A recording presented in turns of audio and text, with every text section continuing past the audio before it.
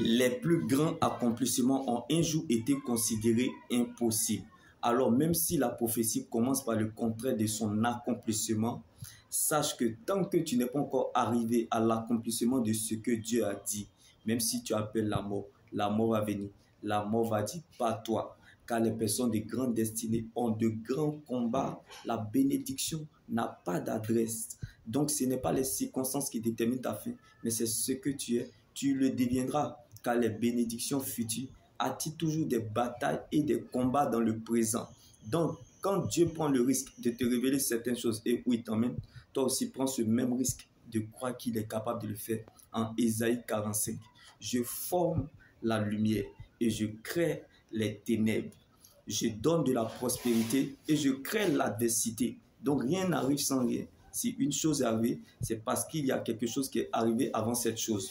Lorsque l'Éternel approuve les voies d'une personne, il dispose même ses ennemis en sa faveur et le diable son marche-pied.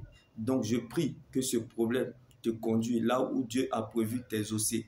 C'est parce que tu ne sais pas qui tu es. Sinon, tu allais voir ce problème différemment en ta faveur, car c'est à travers Pharaon que Dieu a tracé un chemin pour Moïse sur la mer Rouge. Donc c'est au travers de tes épreuves que Dieu t'ouvrira un chemin.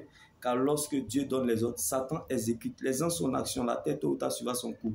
Les hommes n'auront pas de choix que de collaborer avec toi. Même tes ennemis voteront pour ton propre succès. Car le diable, Satan, les démons et tes ennemis bien-aimés sont les médicaments qui donneront la santé à ta destinée, n'est pas la destination. Donc la chose se compose en fonction de la distance à parcourir, bien-aimés. Le diable, Satan, les démons, vos ennemis sont au service de Dieu, sont les éléments les plus essentiels dans le plan de Dieu pour votre vie. Donc la grandeur ne surprend pas les grands. Ce sont les pions et les instruments du Tout-Puissant dans le but de vous tailler, de vous briser, de vous cuisiner, de vous préparer, de vous donner la forme afin d'accéder à sa gloire.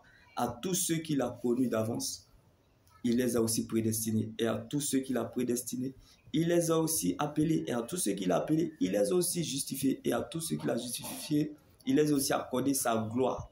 À ceux qui l'ont accepté, à ceux qui l'ont reçu et à ceux qui croient en son nom, elle les a donné le droit et le pouvoir de devenir enfants de Dieu. Donc tu as le droit et le pouvoir sur cette situation.